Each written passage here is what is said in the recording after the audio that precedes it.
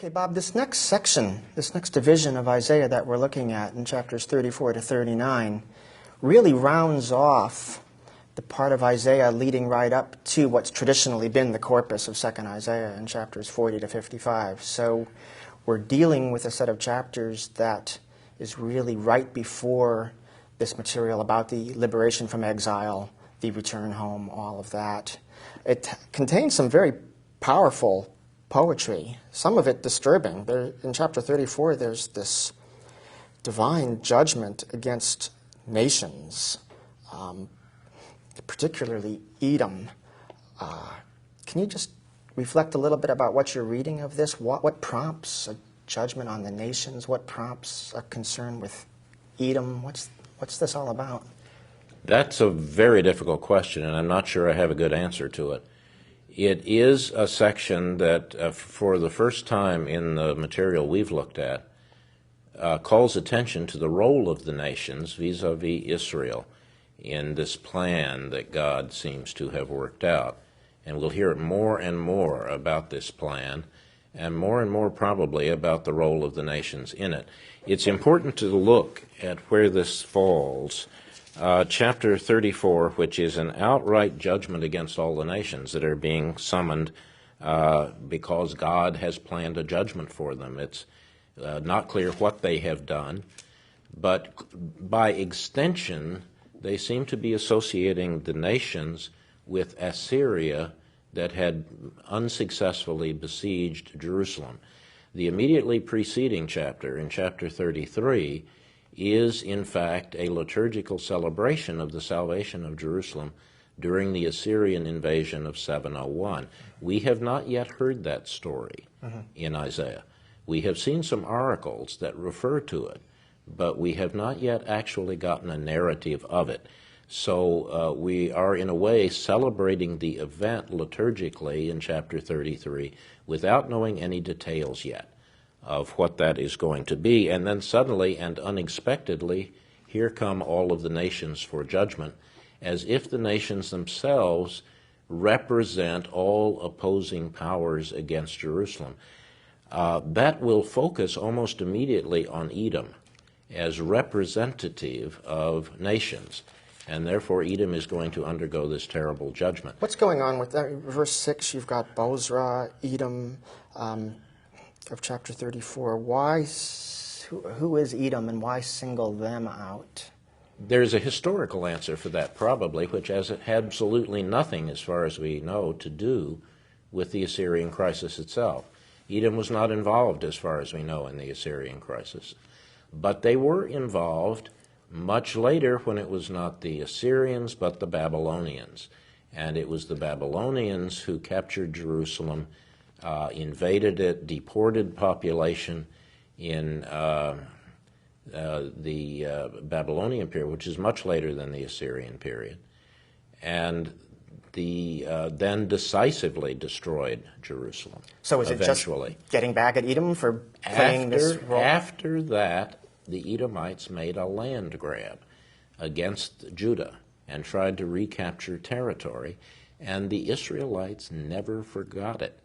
One of the reasons in the New Testament period that the population of Judea did not like Herod was he was an Idumean. He was a descendant of the Edomites. They had a very long memory about what the Edomites did. That's undoubtedly the reason they choose Edom. So this is probably material from 2nd Isaiah. It's material that presupposes these events of deportation, of captivity that Israel underwent. And this is just retribution, they think, against Edom. But here, there's none of that. You don't have any indication of historical context. They're generalizing this, and Edom now is simply a symbol of other nations. Well, that was going to be my next question. Is this really just about those awful historical events where Edom helped out with the destruction? It's precisely not that. Yeah.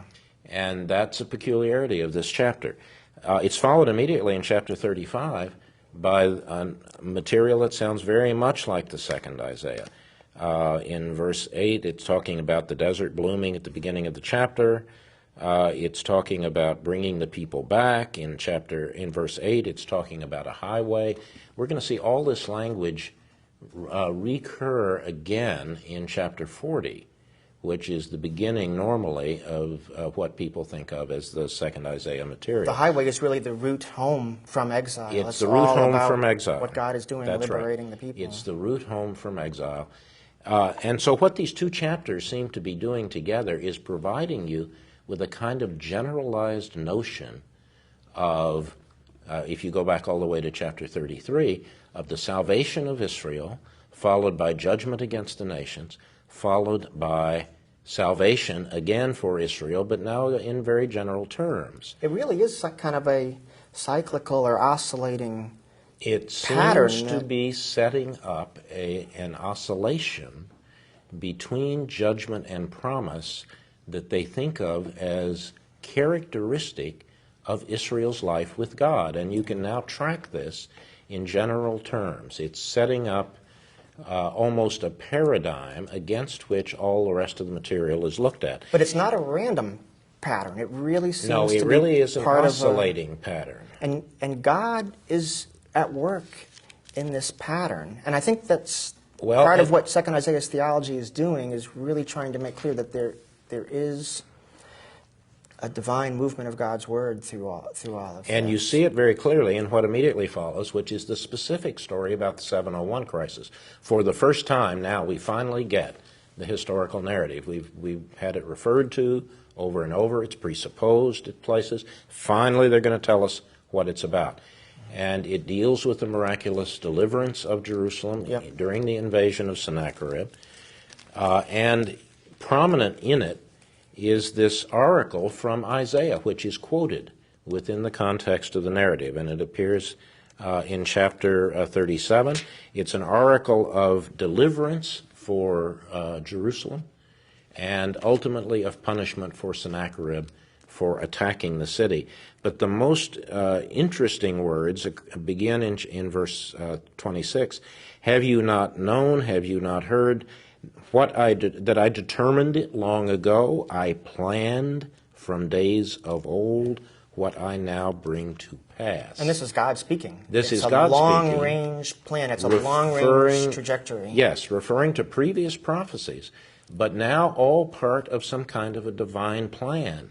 And to go back to this oscillation that we saw in chapters 34, 35, one begins to get the sense that somehow this is all part of God's plan. I mean, this God of 2nd Isaiah is the Holy One of Israel. It's a God that towers outside of the cosmos and that can see the direction of history and trying to get human beings to get with the flow of where the Word is moving. Where God is and what God is doing at the moment. All of this will become a major issue for later generations as they try to interpret this, including our own. Because the notion of a predetermined plan to history, whether it leads to judgment or salvation, all somehow determined in advance, is an idea that we have enormous problems with. But I do want to ask you about the way this narrative ends in chapter 39, this very strange story about Hezekiah entertaining the Babylonian messengers, and this calling forth from Isaiah a judgment oracle against the king and the dynasty and the city. Interpreters have shaken their heads and spilled jar after jar of ink over chapter 39 because Hezekiah does this stupid act.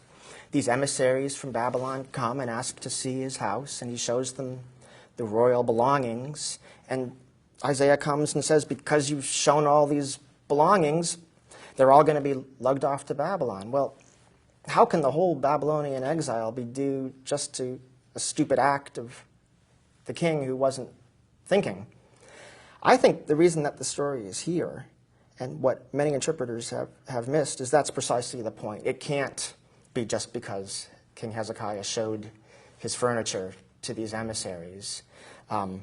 He showed all of the furniture and all of it's going to be lugged away. That's setting you up for the certainty of the exile, but it's all part of God's plan.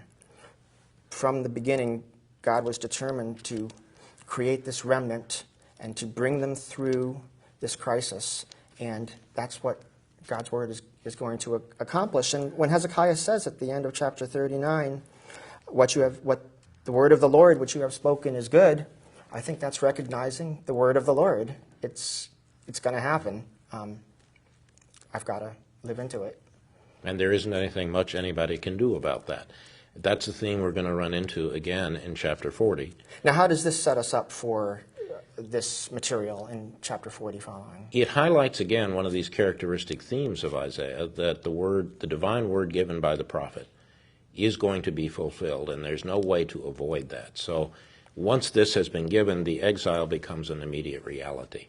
The exile in Babylon is an immediate reality, and the last words of that chapter prepare us for the beginning of the period of the return. The exile itself is lost in the space between chapters 39 and chapter 40.